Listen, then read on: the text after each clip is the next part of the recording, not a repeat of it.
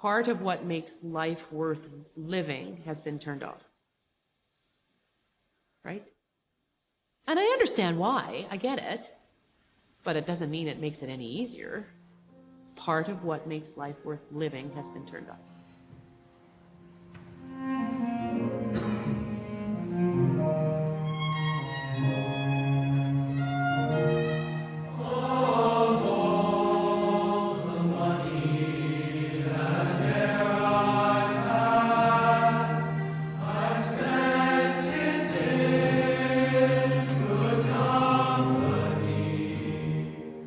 Bringing our joy and our music to other people. And I think that's really impacted my life in a lot of ways in trying to bring that joy to other people. The culture of boys choir is completely unique to anything, really to anything I've been a part of.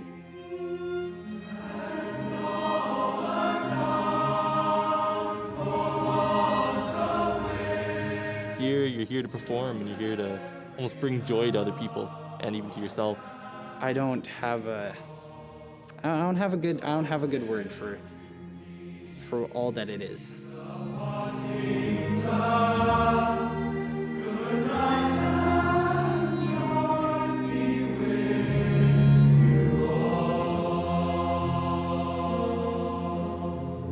Overwhelmingly, they feel a sense of loss. It's across the board, overwhelming. And so they come and they talk to me and they say that they really miss the choir. They really miss singing with their fellow choristers. They don't say, I miss my friends. They say, I miss singing together. I miss the concerts. I miss the performing. I miss being together. And they miss the sound.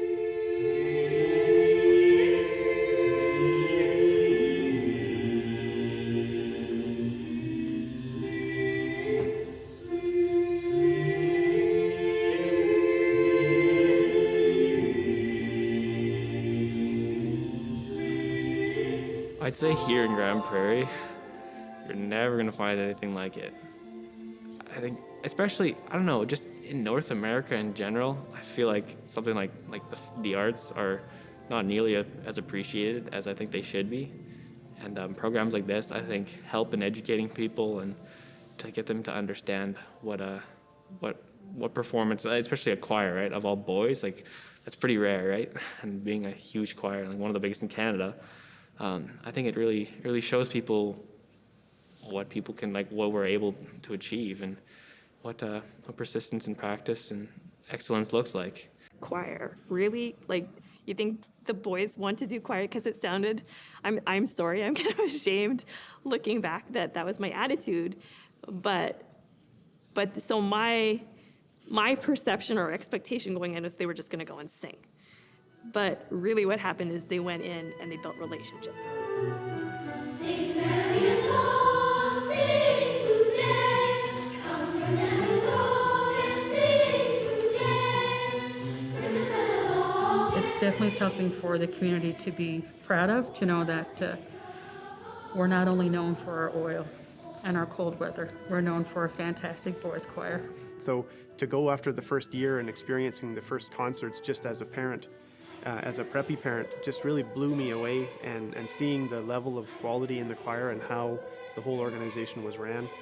And that's just continued to grow as our kids have aged into the choir. That you're part of this concert that brings people to tears or literally raises the hair on their arms. It's amazing. And then first thing you're coming back is, what can we do better? What do we need to change? What do we need to tighten up? How'd it go? What'd it look like? What'd it sound like? Drop the jaw. Well done, Cameron. You're very good. Excellent. Excellent. All of you guys. Excellent. We don't have to sing this out because it's echoing here. I know. Isn't it fantastic? Okay. The first year of the boys being in choir, I felt like they just really bloomed. Like, Jeannie was just able to see what they needed and challenge them where they needed and just water them and nurture them where they needed. And I was just in awe. I think it's magic. I think it's magic how Jeannie relates to us on that level. She seems to understand exactly what we're thinking, and I think it comes with the practice of working with so many boys so frequently, because she's seen so many boys, different boys, go through that period, go through being a child to being a man when you age out of the men of note, and knowing kind of how they're feeling, and she senses those patterns, so she knows that right after your voice changes, after joining more sports, boys tend to drop out. So she knows to spend more time on that group of boys and to focus on them and really make them love the choir, and so that they stick it out like I'm planning on doing. And I think that just comes with time, but also magic.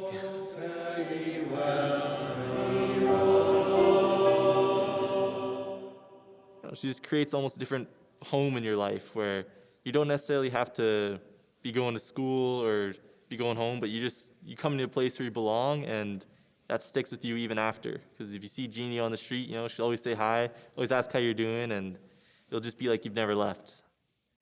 There's a time for everything, right? There's a time for serious, there's a time for funny, there's a time for hard work, and there's a time for play and all of that. She's very good at balance. I like that she sets high expectations. There are high standards, and she does it because she knows they can meet it. Its foundations is about camaraderie. It's about relationships. It's about developing yourself as a person around these other people taking that journey with you. Performing with other guys doing the same thing, and we're all working together, and it just boosted my self-confidence like that, and it was super important in where I am right now. I don't think I would be the same person I was like I am now if it wasn't for the choir, for sure. It definitely changed my life.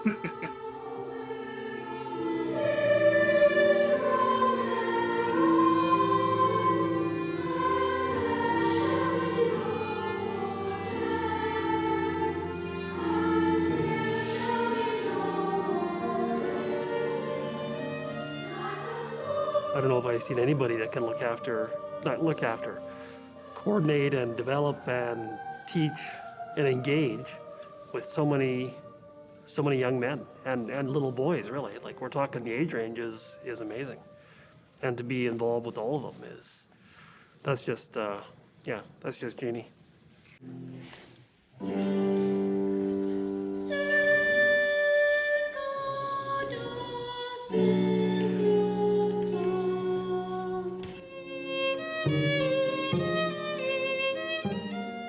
Because I have a high standard of excellence, and I know what I want it to be, and I know what the boys are capable of, and I know they can do a really great job, like a super great job doing it.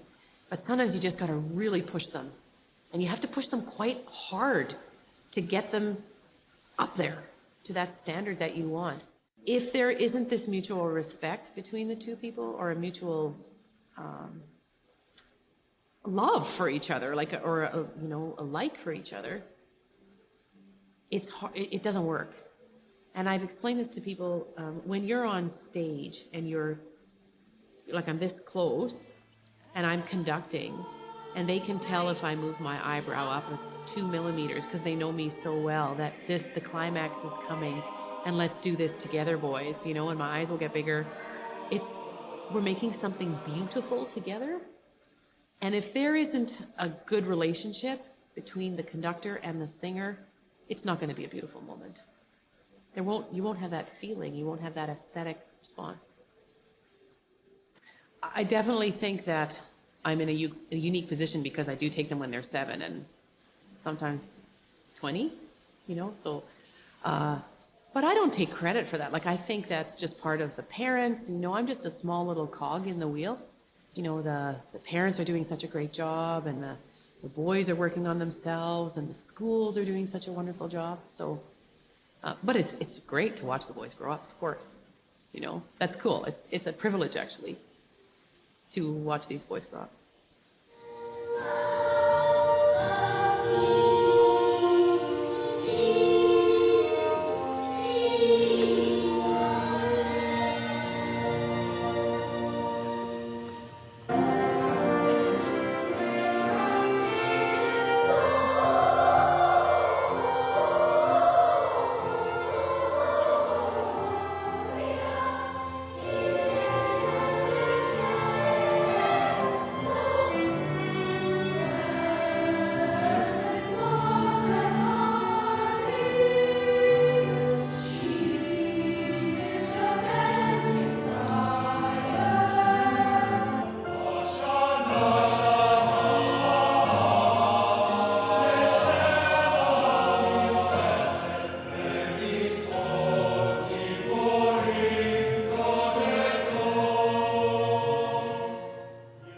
say that like you don't realize what you have until it's taken from you.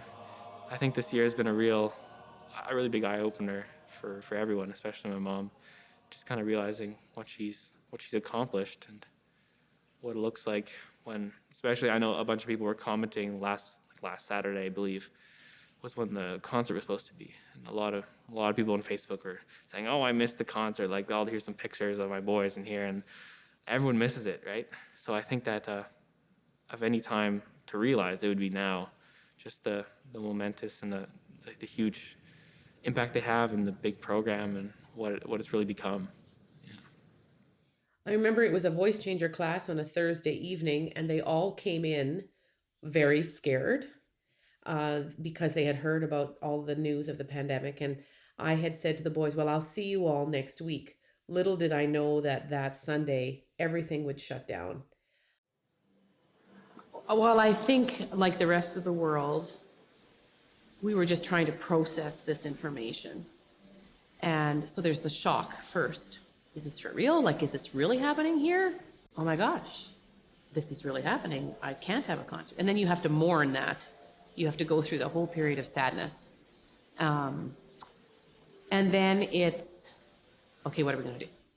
We knew that we weren't going to be able to sing, but we were allowed to do small groups.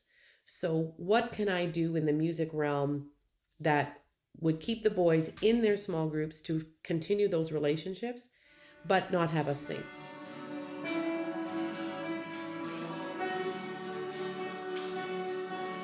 So that would look like guitars for the older guys and the voice changers, because guitar for that age is pretty cool. So then I immediately hired 2 trusted guitar teachers who I knew could turn on a dime.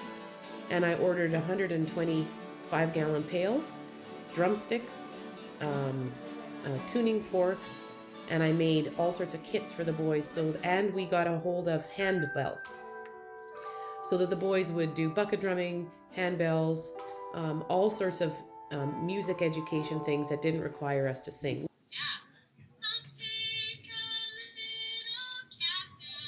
I'll take a little catnap.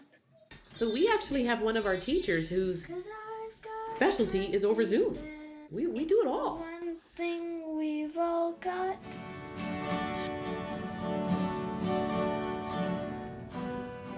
For about 3 weeks, I was able to practice with all of my men of note for a half an hour in a large sanctuary with a mask, about 12 feet apart from each other.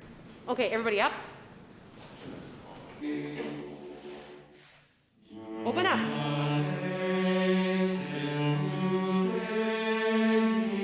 It was very, very difficult because we couldn't hear very well. We couldn't hear the guys at the back.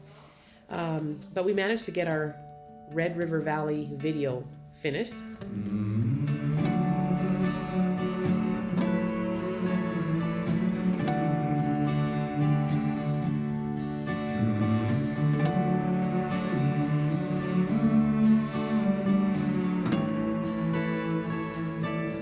So they could sing for half an hour, but then they could practice the guitar for half an hour. And our guitar instructors very quickly divided the boys up into beginners, intermediate, and advanced, and they were all playing this same song, all different ways. And then we made the recording.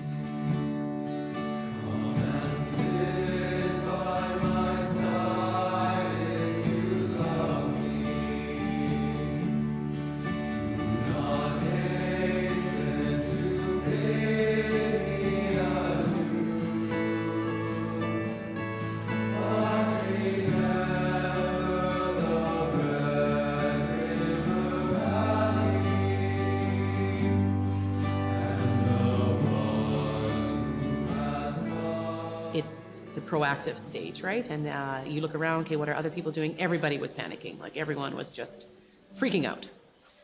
Some people pivoted very, very fast, and they went on Zoom, and they were having like these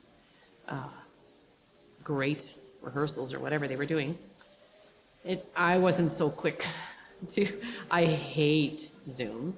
I just felt that the relationship between myself and the boy was severed, and the relationship between the boy and the other boy was severed.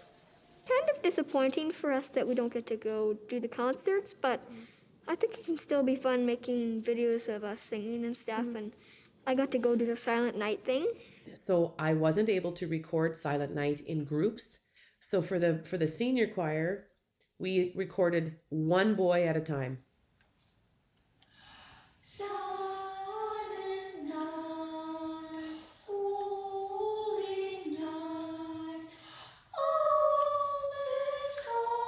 A whole day, and each boy had 15-minute slots. They came in. They thought it was pretty cool, actually. I had prepared them ahead of time, again, one boy at a time. We finished that project, and then we had Christmas break. After Christmas, I knew we were going to have to change again to running a conservatory. We have five private voice teachers and 2 private guitar teachers, not including myself. So there's 6 private voice teachers and 2 guitar teachers. And we are cycling through 110 boys a week. 3, 4, 5. So we want to hold that for 5 counts and then breathe out for 5 counts. Yeah.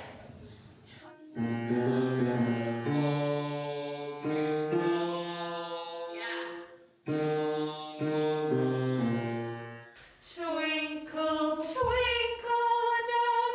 You're doing great. You're doing great, Liam. You're doing awesome. Twinkle, twinkle, twinkle.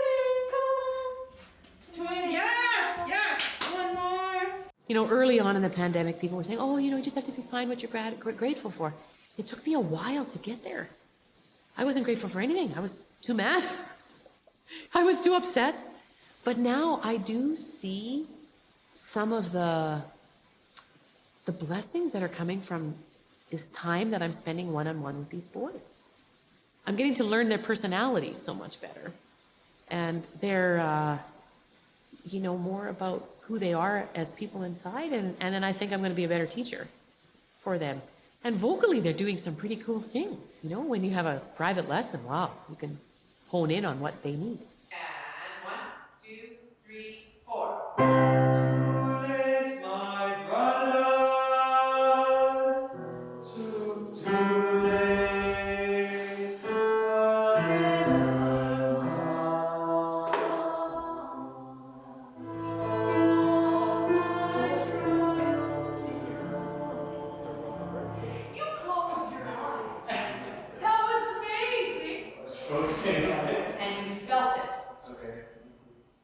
Because of the pandemic, people are starting to examine what makes a more fulfilling life. What provides joy? What is it in our life that makes us human? And it is the arts. It is. And that's what gives us a fulfilling life. That's the only way I can kind of describe it, you know?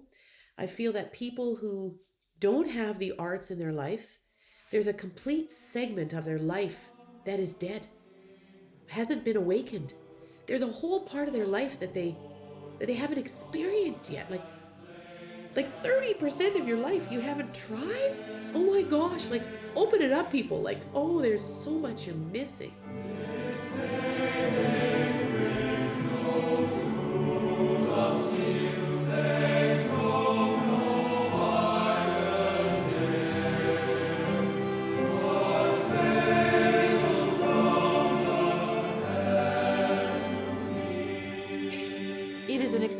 That makes your life more fulfilling. It's an aesthetic response. It's sharing in something beautiful. You know, we live our life, you know, the mundane, right? It's, you know, you're doing your work. You can suspend your life for an hour or 2 hours. You can forget about everything else, and you can experience art or music or something that's an unusual experience. It's not something that you do every day. And because it's a beautiful medium, it makes you feel better inside. It's more fulfilling and it can give you joy.